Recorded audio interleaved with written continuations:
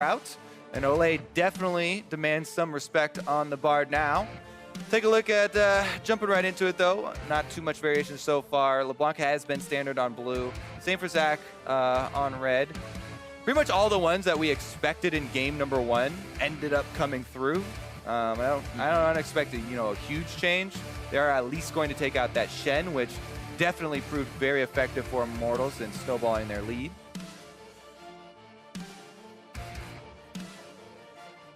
Tahm Kench as well. That definitely signals to me that Immortals want to go for more playmaking and more picks. Tahm Kench is really good at denying a lot of the initiations that we're used to seeing from other supports. And Biofrost had a very good Tahm Kench game versus Cloud9 in number 2 of their series. So good ban there from Immortals, targeting Bio, targeting that bottom lane, and safety. That Tahm and that Lulu that Biofrost played. So we'll see what they decide to go with this game. Last ban, phase 1 for Immortals. What do they decide to go with here? Already got the Zac out of the way. We saw Ivern in phase 2 last time. Not as big as he used to be. Maybe even the Leaf's in here, so Svenskeren can't get it to start things off. It's actually going to be the Talia. If they're ready for that to come out. It looks like, they're kind of taking the initiative in taking away some of those more proactive picks that we thought might come through from TSM this time. Talia, big on the roaming, obviously, and pushing in the wave early. So they're denying a possible tool for Bjergsen to get more involved. Aurelion Sol is hovered, but the Caitlyn is taken, a ban from last game that neither AD carry was able to use, and now they get that for double lift. All right, double on Caitlyn. Another one of the champions they had a very good performance on already. Scales very well right now. Also, the Hurricane still stacking headshots works for her. It's just very, very potent at the moment because she can push turrets so quickly and because she scales so well into the cheaper crit items that were changed in the recent patch.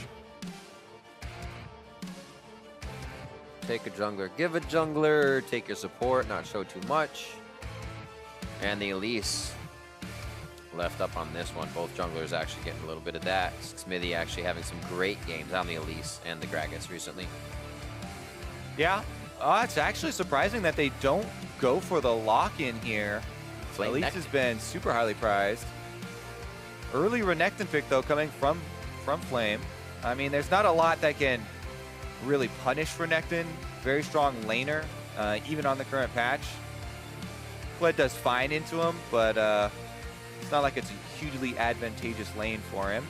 Regardless, though, I do expect, even though they didn't lock in that Elise early, I do expect Immortals to go for some more pick in their composition due to the Tahm Kench ban that they showed pretty early there.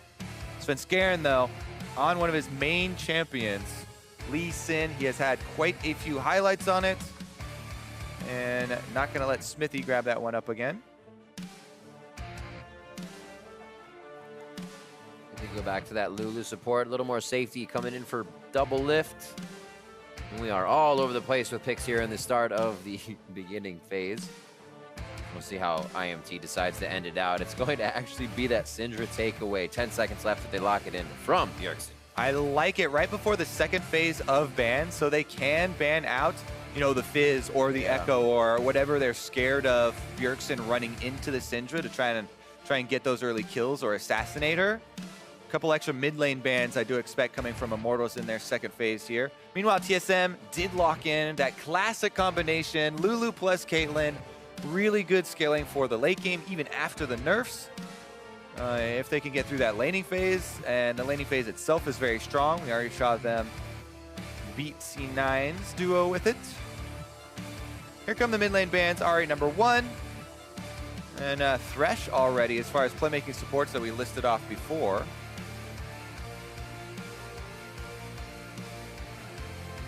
Interested to see. So they do go with the Fizz, really targeting Bjergsen here.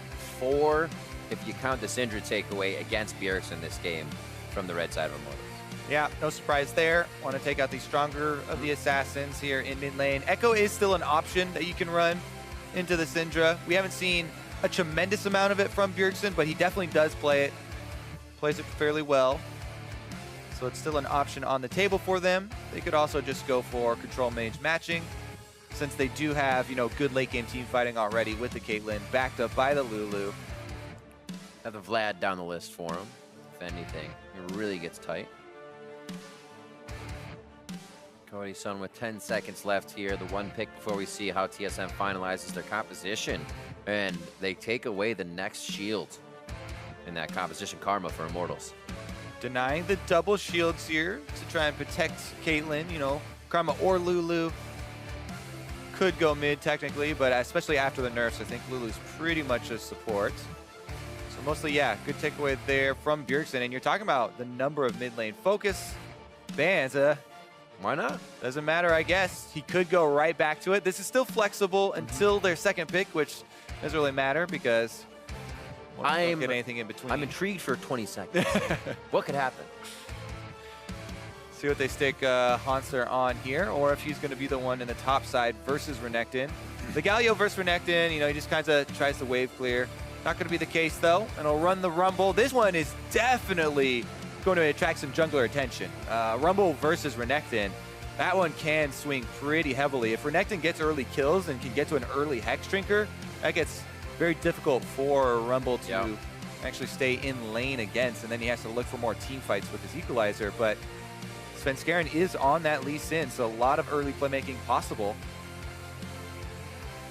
Back to the Gragas after seeing what kind of composition they'll be working with. It was an Elise Hover in the first 1-2 for IMT here, but they decide dispersing the fight, breaking it up as TSM's going to be diving in would be a little bit better. 40 seconds on the clock for the coaches to discuss what will be happening with these compositions. Obviously the players know, but the extra bit of advice is always nice. It really is, and as much as people sometimes make fun of the coaches, some of the biggest differences have been when the team goes into the game with that clear game plan as far as your early jungle route, which lane is going to push, you know, who's going to help you with your invade. Right. You know, those things can really determine the early game. If X happens, do this just for the first few routes to get the game going, and then it's up to the shot callers, being Smithy on one side, Bjergsen and Doublelift on the other. Obviously, as Bjergsen said, it's always good to have a voice from everybody on the team if they can give it. Everybody at that caliber of play, because information is good. Vision is power, information is power. It's all power. You gotta be powerful, Kobe. Power overwhelming. Hashtag TSM win, hashtag Immortals win. We are heading into game number 2, and Immortals looking confident with a game 1 win. Yeah, let's see if this will be the classic TSM turnaround, or if Immortals can get an upset victory here and finish off the series. Crowd is definitely behind TSM. Slightly hovering, but almost not enough. See, in the weeks to come, I feel like that chant will get much louder, especially with the result of the game we are about to see. Here we go, TSM versus Immortals. We are on the Rift. We have switched sides, and we'll see who can get the W on this one. Bit of a mix-up as well. Flame now back on that aggression. Sponsor from Fiora to Rumble. Still going to put out some power from the top lane, but like we said, maybe a little more focus from Svenskeren there that time instead of Xmithy to start things off. Yeah, definitely true. So actually, I haven't watched the Rumble Renekton matchup when Doran's shield has been added to the mix. So it might be a little bit less volatile considering all the extra healing that you do get from that. Flame's happy about it. Still definitely tiltable by the junglers, though. And Smithy on one of the classics here for himself, the Gragas. Definitely capable of level 3 plays as well. All right, who's going to make the call for the early Wraith Ward? Smithy's got his defensive one up. But TSM might make the call to run right past it anyways. Doublelift deciding to go Doran's Blade. Get a little more damage with help picks as well. Yeah, I feel like Caitlyn is the AD carry still that will not build shield. Everyone else has been converted to shield, but since Caitlyn has that extra long range and wants to make the most of it, and her harassment with those autos, still sticking to the old blade. Shield definitely does help out Cody Stun and all other AD carries that are non-Caitlyn players. Ooh, that's nice. And a few extra hits on the outer one. good guy. Pobelter. That's that historical teamwork from these two. That's what you're looking for. The old CLG members back together again. Getting it down to a T as they help each other out with cams. Already the back and forth, the support wars going on. A few autos from Doublelift's range are able to find Cody's son. Ooh, Biofrost gets the dodge though. We can call each other out on skill shots here. Ole now has control of the brush though. Get it, it's like a cafeteria fight, throwing food at each other. It's funny also to watch just because both of them, oh, he misses the mantra cue! That's the big one! You see how much aggression they take just off of that. Yeah. You also do aim for minions though, by the way, to help with that push for the level 2s. I mean, it's actually funny too to count if they can actually wait so long before damaging that their Spell Thief gets to max stacks and they lose out. Doublelift here actually goes to kill the Blast Cone, but Smithy's there! Doublelift on to 200 HP. The heal is there, uses it back to 100 now. A few more shots. One left from Cody's son. First blood onto Doublelift and Biofrost running for his life. So one of the most common things we see is duo lanes that get the push move up to kill that Blast Cone, but it was so late. Smithy that was already there and jumps on the situation. Doublelift goes down for first blood, getting Cody's son off to a great start. Lots of summoners blown down there, but mid lane is the next focus. Bjergsen hovering top side. Smithy chooses to route inward, so he doesn't find what would be Svenskeren in the jungle, but he may do so already, seeing that his top side is taken. Bjergsen can follow him in for this kill. Smithy got himself into a pretty scary situation, but has that body slam over the wall. Yeah, I like it there. Svenskeren tries to block off the wall standing in front of Smithy, so if he tried to body slam over, it would just get knocked up. Here's another look at that Blast Cone kill. Perfect timing there for Smithy, and he does not hesitate. Lands the flash there. If Doublelift was going to get away, he would have had to flash super early to deny that body slam flash, which, you know, maybe you could say was necessary. The Ignite 2 on Cody's son in lane. Biofrost was 1v1ing, so kill pressure lost as well there for Biofrost in this trade. Scryer's bloom from Ole as he returns to lane. Bjergsen teleports back in. Should have that back up before anything too crazy happens on the map. And Immortals start things off pretty hot once again with the help of Smithy. Yeah. Despite that first blood, though, gold is still very close. Yep. Up on the top side, Haunter's got a very sizable lead for himself this early in the game. In the Rumble matchup, let me check on how many extra minions are. There actually aren't too many extra ones for Flame to pick up here and even up those numbers. So Haunter going to hold on to this lead, and he's pressuring well with Rumble early on. Again, until the Hexdrinker comes in for Renekton, it's a little touchy. Smithy, though. Almost getting that kill. Pobelter low on mana, so he knows he's safe to toy around with Smithy. Svenskeren playing very sound in his mechanics there. Yeah, trying to work off some power around the mid lane. Galio's pushing in on Pobelter, so Bjergsen should be able to get another wave into this turret and deny some minions.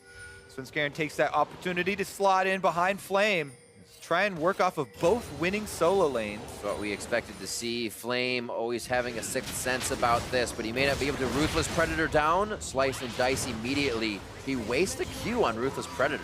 And, well, let's go over the mechanics here as well, because you want to get your point blank slice and dice off. So he stuns him in place, does get the, you know, empowered Q, but stuns him in place just long enough so you are on top of the champion model for the enemy that's ganking you, but he's not damaging you. So you can get your slice off in the same direction that you want to get your dice off. As long as your champion models are touching, you get both charges there, and Flame is able to save his flash.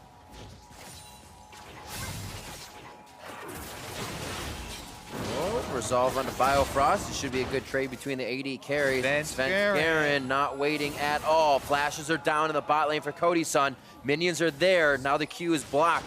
He's waiting to get around. Flash in, gets the Q. Take it all the way home. He says, we have the shields.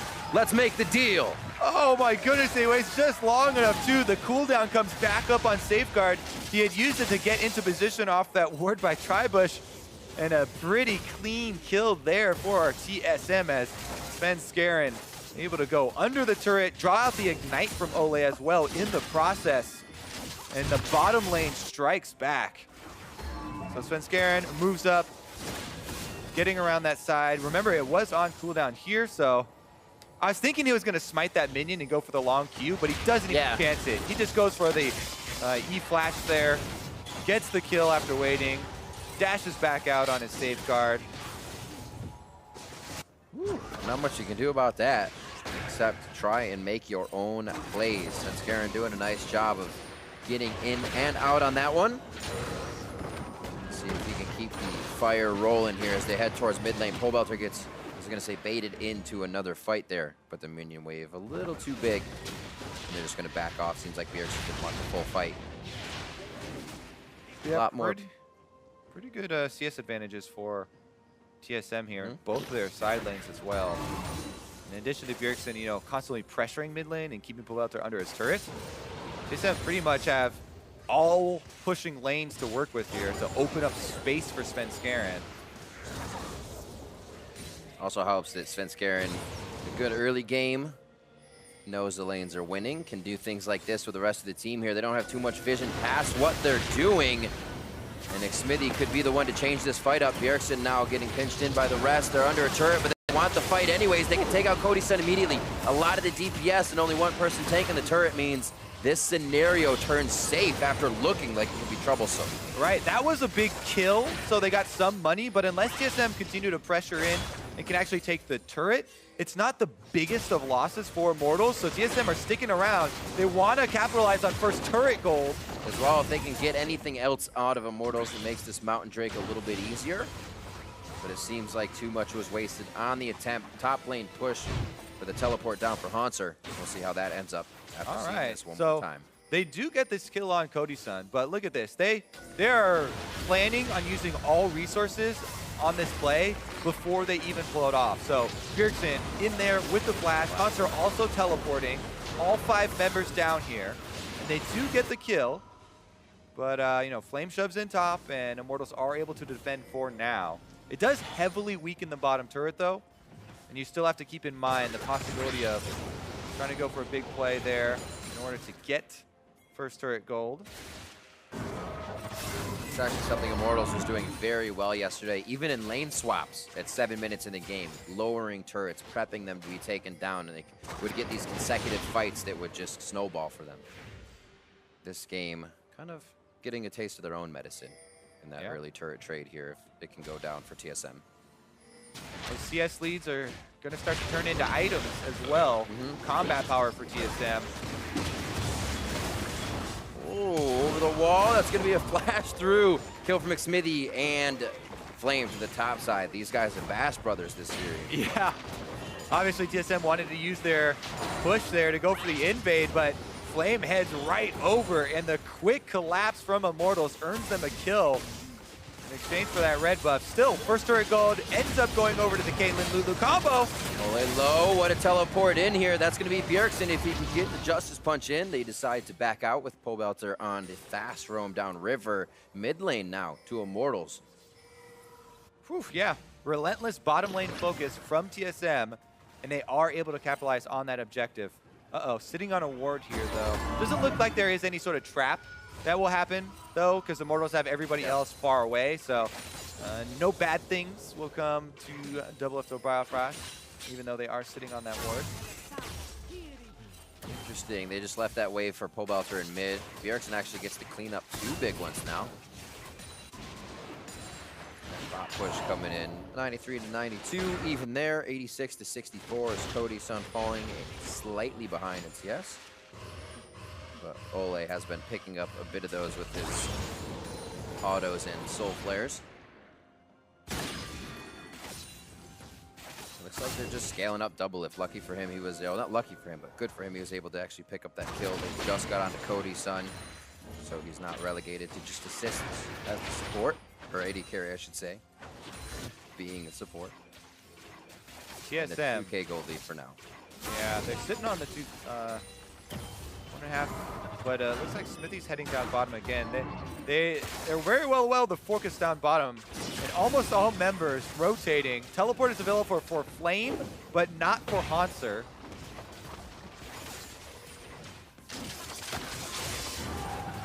He's headed around back. Will they pull the trigger? Pobelter's actually playing guard between Biofrost and Bjergsen right now. They've just traded spots, so TSM has the way to get down. They have to be careful on the side of Immortals now. Yeah, every time Bjergsen goes out of vision, he could go to the bottom side. So Smithy out of position.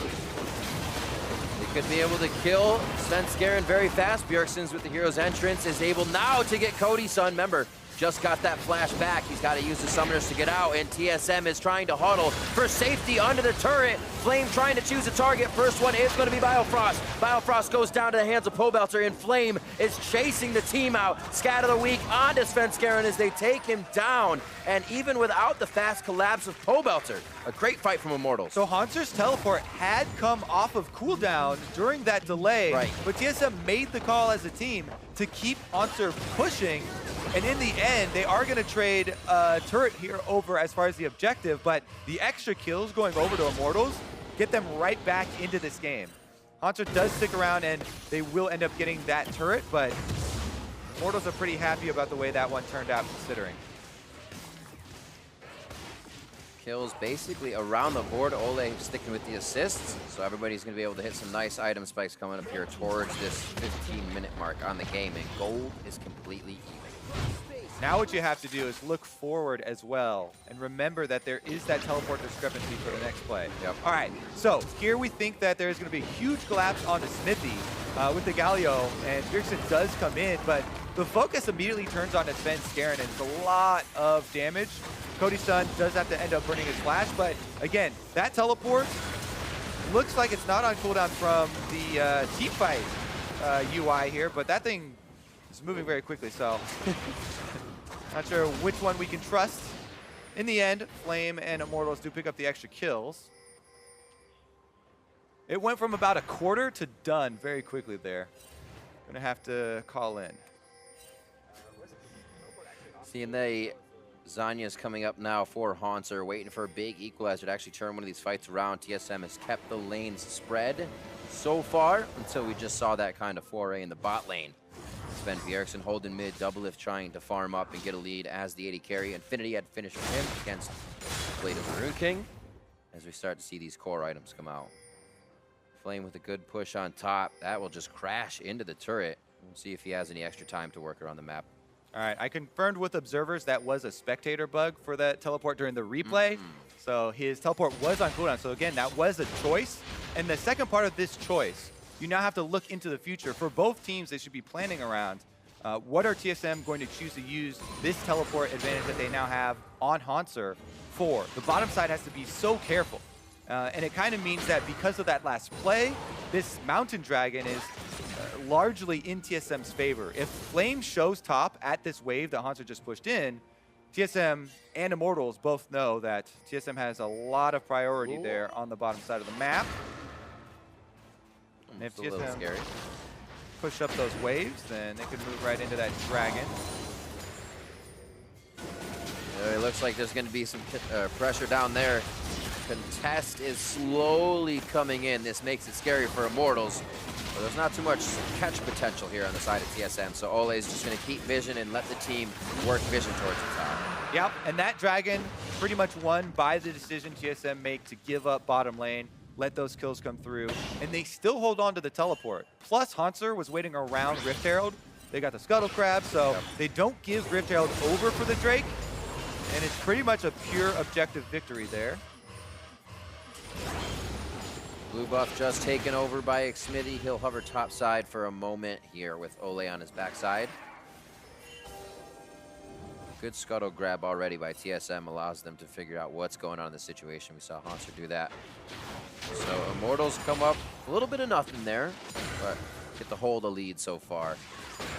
Make sure they grab one of these turrets that they're facing. Get an even bigger one. TSM already has top and bottom down. Once they grab that mid, the wards go forward, and it seems like a team with Monster being able to fight in the jungle. Everybody coming in on Bjergsen's ultimate would be a scary place to fight on for Immortals. Yep, TSM have pretty much all their tools ready at the moment. Adaptive Helm done this early for Bjergsen means that he wants so badly to take the Syndra ultimate. If Pobelter ever wastes his ultimate on Bjergsen, it will do very, very little damage.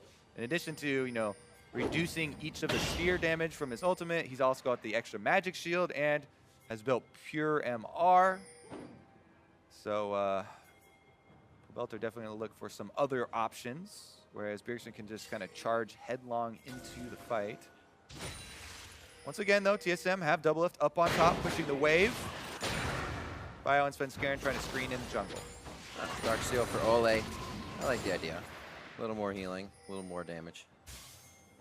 Yeah, you can rack up a lot of assists on champions like Karma, and Janna is one that we would see it on often, you know, the Medjai's Jannas, because they don't die too often, and they get a lot of assists through shields and healing.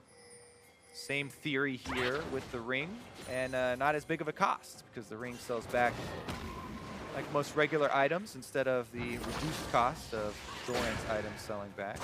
It's quite nice. No devalue. Slight help for a push there, just going to cause Pobelter one more sphere.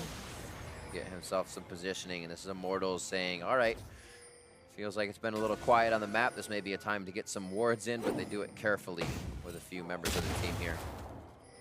Look to make movement on the top side. Immortals are looking for the top turret. 3 members moving up, but Hanzo's recalling right now. Everybody now has teleports ready. A lot of pings going down. They're definitely sniffing out this play. Won't be caught by surprise, as you can see TSM moving their defenses in place. Oh, teleport behind. They're going to go for the pins. Got to be very careful how much this happens in a choke point. That equalizer is going to be huge this fight. Here comes Hanser, and that is Cody's son kicked right back into the frying pan. Hanser's actually in the pit now with Rift Herald. They may start to focus him. If they get stuck in the pit, it might put Immortals in a bad spot. Equalizer cuts off Flame inside, but he can slice and dice out. Xmiti's the focus, but Bjergsen is just about out of mana. With the Hero's entrance, that's about all he has. And TSM is calling off for low health, low mana. Same thing for Immortals. Whew. 1 kill being traded over here, as a really good focus there from Svenskeren. He sees Cody's son out of place, goes directly for him with the kick, and they're able to get him with Hanser's flash into the Baron Pit as well. And then even though there's decent terrain for Immortals to take that fight afterwards, because their AD carry is down, they don't have the DPS to punish TSM at all, and TSM get away with this single kill. Here's the collapse. Both teleports are used. Svenskeren goes directly for Cody's son. Gets the dash into the kick. It was a decent interrupt by Smithy with his Gragas ultimate, so that Sven could not complete his Q, but even so, Hanser flashed over and was able to complete the kill, giving TSM control of this Rift Herald pit. And a very nice way to break this game wide open, as even as has been. Zanya's finished up from that Seeker's arm guard being just a few seconds ago. A big fight there for TSM. Really helps to get some pivotal items in their inventory. Yeah, and especially for double lift. This Caitlyn is going to put out a tremendous amount of damage here. Early Infinity Edge done. Should be able to complete his Zeal now. And Hurricane soon to follow. Quickly put 2 more daggers in. Attack speed abound for double lift at this point. It's actually matching, what, 1.3. Cody, obviously, 1.5 with his Blade of the Rune King. But, like you said, the Infinity Edge is the headshots. If they keep double lift alive with this Lulu comp now, and Bjergsen, Svenskeren on the front line, does not spell good things for Immortals. Definitely true. Dragon coming up next will be an Infernal, so this could actually provoke some more fights around the bottom side of the map. That Scuttle Crab becomes more important now. Get some extra speed around the Infernal Drake. Not going to go for it here for Cody's son. Looks like Smithy will slide in there to get it for Immortals. No focus on the Scuttle Crab. Come on, where's the appreciation? 20 seconds on Infernal Drake. No setup being done here. So far, mid lane push. That'll re-wave. But I think your Scuttle's going to be left out until the fight happens, Kobe. It might happen over the Scuttle. The result being the Dragon for the win. Here we go. Now they're going to head down.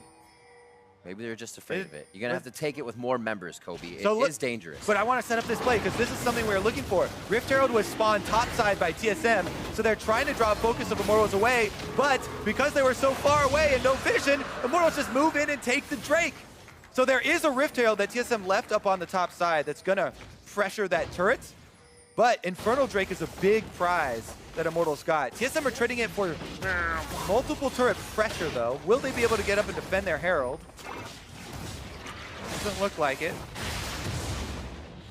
Yeah, coming around behind him. Smithy wants to pause this fight. They know that equalizer may be far away for now, and Svenskaren's low. The entrance for Bjergsen, he can obviously stay in here for a bit, and with his movements, says the team is gonna come, but they're going to the top side now, as they have found Flame, and now it's a 4v1 for Bjergsen. Flame's gonna push 3 out himself. Hauntzer's teleport this time not on cooldown. They don't even have the option of getting Haunzer to even up the numbers in this fight. So Bjergsen going in, he was tanking with no DPS behind him, and Immortals go for the chase. Oh, it's not gonna stop either. Skull scatter, and there's the piercing arrow from Cody's son, Eagle Eye. Just the last bit of mana, and the blue buff is transferred over as well.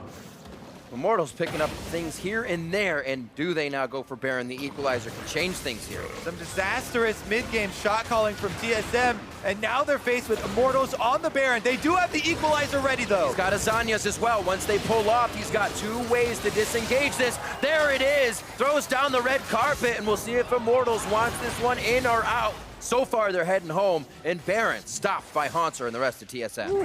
Yeah, equalizer comes in big there. Double lift is still up, so there's plenty of damage threat, and Immortals know they have to pull off, but TSM do get 1 kill back for themselves. Look at this collapse.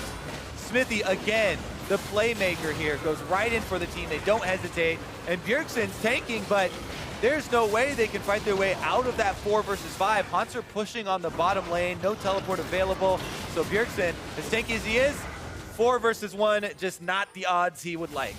It's good to see you take that long to go down. Then your team can kind of assess that next fight if you do go in and they're with you. Look but at yeah, this play, it though. Does not end. The 1-2 punch. And stun afterwards from Pobelter to set up that snipe. In the end, though, it was just 2 kills, right? They killed Bjergsen, and then they got that 1 snipe on Svenskaren, so TSM running around the map a bit, but it wasn't the biggest reveal that went over to Immortals. The big thing was the Infernal Drake that they got to pick up there beforehand. Back from base, spending all that gold. Hurricane now, or Runans, yep, finished up for double lift, as well as a fast QSS there right after. Keep himself as safe as possible. And that Runans was finished up with Cody's son at the same time, so the AD carries all doing a bit of different DPS in different ways, matching in those item spikes. And again, even gold here. Top turret keeps pushing back towards Immortals. Flames had to respect that. If they can get this mid or top down, Immortals will be in a much better position. Cody's son does have flash, but he's a little bit exposed at the moment. Gonna want to give a little bit more respect to the TSM engage. It's like, yeah? What else? Yeah, we're both actually running a little bit low on mana, so Immortals should play defensively here. They do have Flame splitting bottom with teleport available, trying to get their side wave pushing.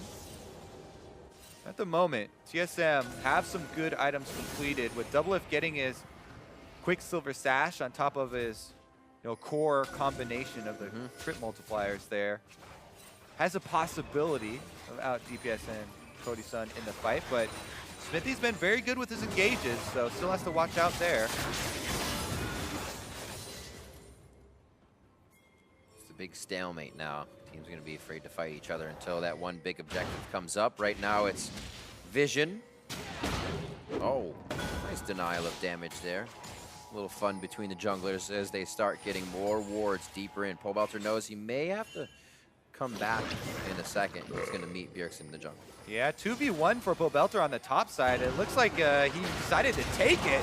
Very, very risky for Pobelter to kick away, but the Q had already hit, so Resonating Strike can't come through. Bjergsen now in a 2v1. The damage is following through, and you remember the Adaptive Helm slows some of it, but there's still enough members of Immortals once again here.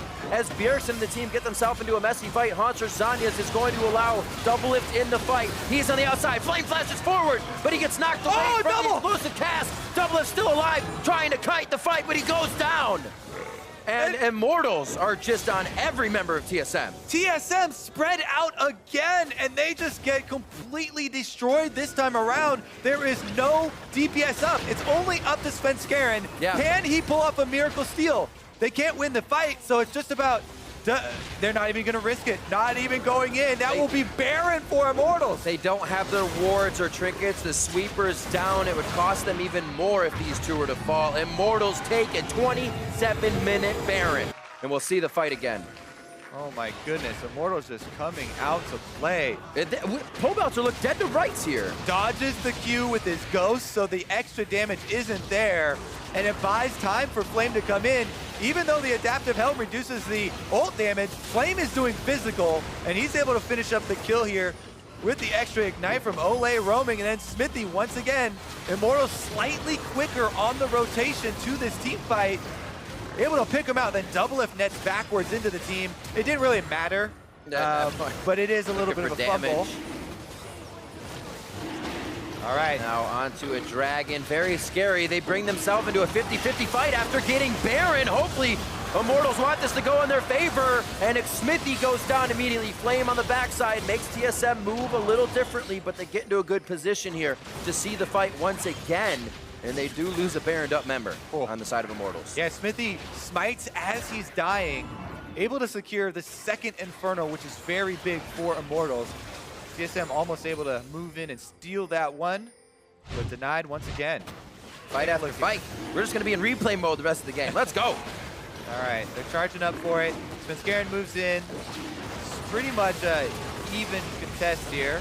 But Smithy, right before he dies, gets it off. The pivotal smite.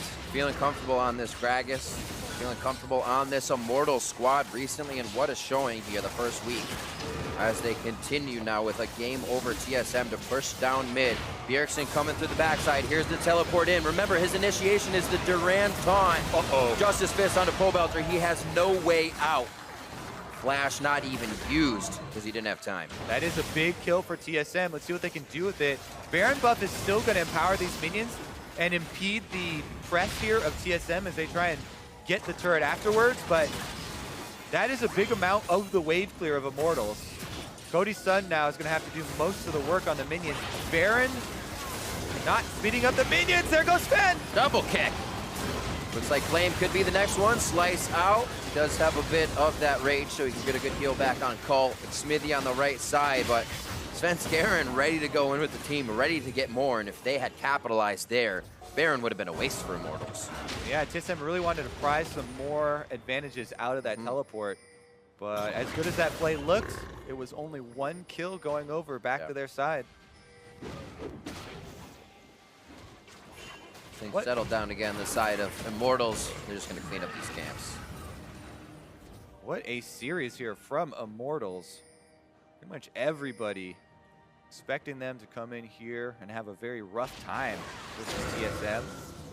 Bringing double lift backs, starting out the split very strong so far. But man, Immortals, so much cleaner.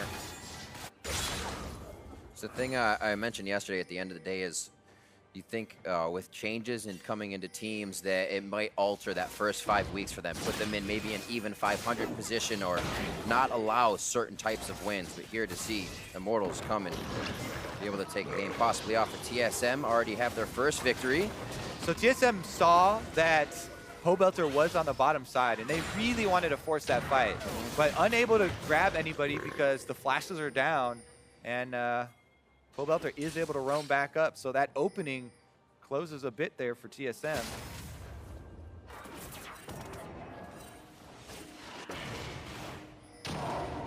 Pobelter looking for clearing. The team confident that they can hopefully protect these wards as well as place them down. Bjergsen's going to be the hit here just to give him a bit of a distraction. However, Hansar and the rest of the team may want this equalizer used over on 2 members as the turret goes down, but Immortals is now able to row behind the rest of TSM. Hansar doesn't want to fully enter the fight with Svenskeren and Bjergsen. And now again they are stretched. Pobelter on the back side of the fight. Double Lift goes down immediately, even with Wild Growth, and now they're trying to recuperate. Bjergsen coming in as Fence, Garen, and Haunter die at the same time. Bjergsen's now on the ground, and Immortals come out huge from the top lane fight. 4 kills, and they're gonna look to take an inhibitor off of this one. It's 40 Immortals. seconds, Kobe. They got a wave right there.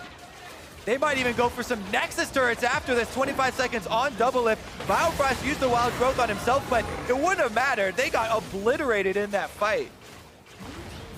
Looks like they're just gonna go for this. Trying to hit one out. On the other side is Biofrost, but Nexus turrets now, 20 seconds, 8 on to Double Lift. Gonna do it? They could be going for it. A focus coming in from Ole onto Biofrost to lock him down. That's the damage onto the Nexus. Immortals in 2 games takes down TSM. What an upset from Immortals, 2-0, the defending champions. Who won the trade now? It was a question, wasn't it? We'll see what Twitter has to say about that one. But wow, what a game coming in from all of the members of Immortals, from top to bottom, flame-making moves. Cody, Sun, and Ole in the bot lane as well to hold off Double Lift and Biofrost and Pole Belter as well, seeming a bit more energized this split. Now they all have Xmithy on the team. Yeah, I mean, so rarely do you actually feel like both teams got advantages out of a trade. Yeah. You're like, oh yeah, can't both win. Both of them are finding a lot of success, and it really does look to be the case. They got their cake, their ice cream, and they can eat it all. That man right there, no hesitation. Great Gragas play, big initiation. The stunt and the rest of the guys. Incredible to see the resurgence of the happiness in this team. You know, the atmosphere definitely looks a lot better. Absolutely. I mean, you go from the split they had in the beginning to not being able to find that result again. It's kind of just ripped out from under you like a rug, and then you're able to find it back. A few small changes. And it seems like there's something they can latch onto here with why this is happening. It's not a, oh man, they're coming in good, but it seems like there's no real reason to it. There is a reason to it this time, and they can keep advancing on that. TSM with a victory and a loss coming in to the start of the split here. Seems like those late game fights that they used to have so much prowess in is where they're being kind of discombobulated. Yeah. A lot of rotations across the map. Very quick and clean from Immortals. The head bump from the team. Ole there from support, bringing out a bar, bringing out the karma, and becoming a big factor for these guys. A huge factor. With the biggest thing, you know, you talked about, Riv. Absolutely. It's not like you don't see where these improvements are coming from. It's the playmaking, constant playmaking from all of those guys. Xmithy with the Gragas, you know, Ole with multiple champions there on the support, and Pole Belter himself just looks completely renewed. And to look at where this team could actually go this season, they haven't shown too much in these comps. They keep Flame on either kind of the Shen or the Jarvan Renekton, right? You're going to expect a lot from this guy. It's the teleport plays where he comes in. They each show a little bit more than what they have already. So there's something to see for Immortals here this season. They could do very well. To break down that 2-0 series and this week from Immortals, let's send it off to our analyst desk. Thank you very much, Riv. Immortals, I mean, hey, at the beginning of the day, you said you were cautiously optimistic for a team like CLG, which started off week 1 here with a 2-0. How you feeling about Immortals? I got some full-blown optimism. No There caution we right go. there. I That's really what I like how they look, the way they're winning in particular. Like, you 2-0 TSM in late game situations where you're even or slightly behind sometimes, that's super impressive to me. I think that's the thing, right? It's the way in which they're winning. It's not that, hey, they're just blowing people out of the water with maybe some really impressive plays early, and now, hey, we've got a 10K gold advantage. That means we can't lose. Instead, it's even in this game more specifically, the way it started. Early kills going over to TSM, and yet Immortals is still able to find their way back into it. Yeah, I mean, Xmithy gets an early gank in the bot side. TSM responds right away, gets 2 more kills down there with the help of Sven and some early dives. And from there, you think, like, okay, Double Lift's way ahead. They're going to smash bot lane. This is going to be the end of this game, maybe. Yeah, exactly. And then 12:45 into the game, Immortals turning a bot lane fight 3-0. Let's take a look at this one again. I'm just very impressed at the plays that this team is willing to make when you remove possibly their most aggressive player from the roster. Well played by Xmithy, too. Kind of in the back line, going in and out of the fight, flashing the taunt, getting out of the Gragas ultimate, and eventually they get enough poke damage down that they pin the rest of TSM into the turret. Flame goes in there, really well played, picking out on Biofrost to focus out, as well as allowing the rest of the team to focus on the frontline members. And I tell you, the communication has to be better. It is clearly better because, again, bringing Flame down for a full 5-man dive there, that is something that the old Immortals would not do. Or if they did, it would be really discoordinated. We're like, you know, Right. he's keeping in late, or he's too early. They only get 1 kill, or maybe they trade it one gets for turned one and all completely. that. Who knows how bad it could go? But with a lot of these plays with Immortals throughout this game, it is well coordinated and it is well thought out. Now, this isn't to say that TSM played extraordinarily poorly either. Again, I mean, this was a close game. Of course, they won a few fights, which at times was making us question again, all right, well, will TSM pull this out given their composition? Will perform in the late game, and yet Immortals does not let up. I think that's the big thing, is that you can say, like, I think TSM looked like they were playing well. The comp is weird in the sense that it's not something you would expect to see out of TSM, where Galio is a little bit of a playmaker, but he's mostly wave clear and then transitioning into kind of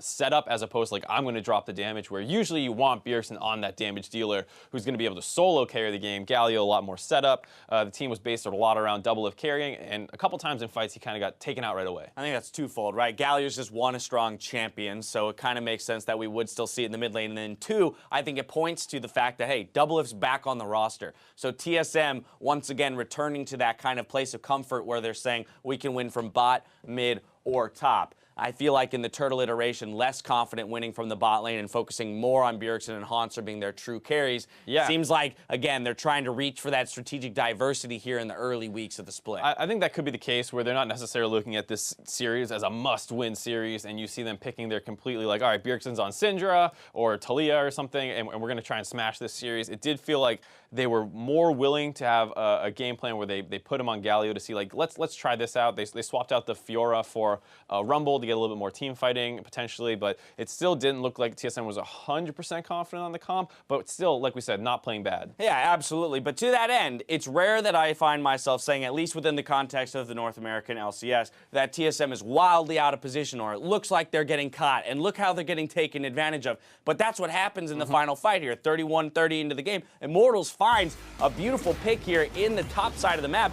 I mean, that first-tier turret is still alive, and they're going to end the game because of this. Yeah, and you see TSM kind of overcommitting, trying to chase down onto the members of Immortals here, going really hard onto Smithy and Flame. It opens up the backline to find an opening here on Double If. There comes the last minute. Belter. Yep, and there we say you have this protected Double If comp. Well, he's dead at the start of it, and that basically means you cannot win this team fight unless Hansar has the most godlike ultimate you've ever seen. Not really the case here, and it was kind of the fact that Immortals kites out TSM, who want to be really grouped up. It opens up the backline, and then you see Pobelter get a great flank. And that's the kind of playmaking that I think Pobelter now perhaps feels empowered to do, where he's saying, hey, while this fight is occurring up here near that first-tier turret, I'm going to recognize the win condition of TSM being that Caitlyn in the late game.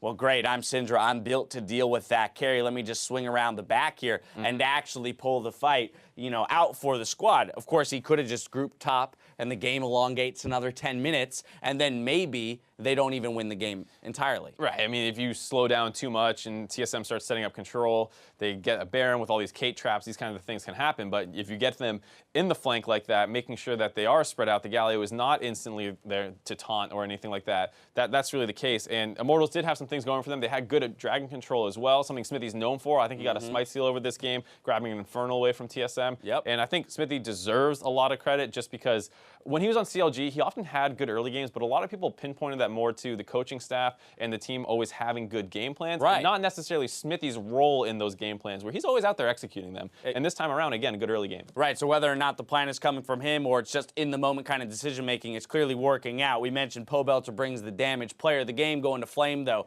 I think a lot of it is just because we're seeing kind of the development of his ability to join the team and work with the team in a more cohesive manner right here off the bat. I think that's the big thing, because when we saw that big bot lane dive in the early game that brought things kind of back in Immortals' favor, Hansar did not have teleport.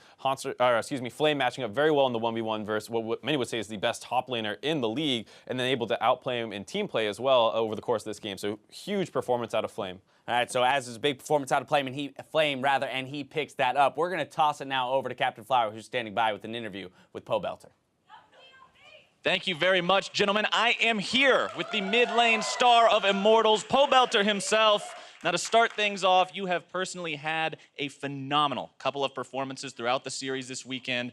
How have you made that happen? What are the personal goals and just habits that you're forming for yourself to allow you to be this big playmaker? I started, well, throughout the offseason, I was just practicing really hard, and I was able to hit rank 1 in solo queue and just like trying really hard every game, even in solo queue. And so I think that's a pretty big part of it. And then actually another big part is I keep eating really like good foods right before I eat and go on stage. So I'll go out to like a restaurant right by our house and have a really good meal before we play. And I think it actually helps me focus a lot more. That's an awesome habit. Keep that in mind, you guys. It's not just grinding on the Rift. You got to do the good stuff outside as well. And speaking of the things outside of Summoner's Rift itself, one of the big discussions going into Summer Split was the jungler trade between Immortals and CLG. Now that you guys have Xmithy on the team, how has that changed the dynamic? How has that changed the team play? Just talk to me a little bit about the different feel of the team as a whole now. Xmithy is actually really good. I'm so happy to play with him. He's improved so much since I played with him on CLG, and he was already good before. So he's just really good at, you know, we kind of joke that we're like all mechanics, no brain, and then Xmithy is the brain. So he just kind of leads us around, keeps us focused on whatever our plan is. If we want to go for something stupid, he says, no, don't do it, or like, okay, you can do it. But yeah, he just has a really good mind for the big picture. And so yeah, I think it's a really good fit for our team. Sounds like he's doing a good job keeping everybody together, keeping everything in check. Now, to make sure that Immortals keeps this momentum going, keeps itself in check as a group, and extends this on to another smashing split similar to what we've seen in the past, what's ahead for you guys? What's the next step to make sure you keep this up? I think right now we'll probably just stick to what we're doing because it worked really well for us this weekend. We had a pretty tough weekend coming into P1 and TSM, so we weren't sure how we were going to do, but I think we'll gain some confidence from this and then be able to kind of motivate us in our practice going forward. And actually right now our coach Song is in Korea right now finalizing his visa process. And so he stayed up, it's like 3 a.m. in Korea right now, probably closer to 5 a.m. right now. And he stayed up like the whole night preparing the band pick and making sure he was still up so that we could prepare. And he also has a really good mind for the game. So really happy to work with him too. Now that's dedication right there, staying up all night to make sure the team is doing what they need to do. And when you take down 2 of the top 3 teams from last split, you guys have got to be feeling good. Again, big congratulations to you. Looking forward to seeing more plays out of you and the rest of the Immortals boys as the split goes on. One more time for Pobelter. Ladies and gentlemen, please make some noise. We are going to be back momentarily now with more LCS action. Coming up next, it's FlyQuest versus Dignitas. Don't you go anywhere. We are going to be right back. A few more shots. One left from Cody's son. First blood onto Double Lift and Biofrost running for his life. TSM is trying to huddle for safety under the turret. Flame trying to choose a target. First one is going to be Biofrost. Biofrost goes down to the hands of Pobelter, and Flame is chasing the team out. Scat of the week on to Svenskeren as they take him down. Okay. I can don't flash. Hey, Caitlyn, can you guys see Caitlyn? Caitlyn. Is that? We got him. Pobelter on the backside of the fight. Double Lift goes down immediately, even with wild growth, and now they're trying to recuperate. Bjergsen coming in as Svenskeren and Haunter die at the same time. Bjergsen's now on the ground, and Immortals come out huge from the top lane fight. Immortals in 2 games takes down TSM.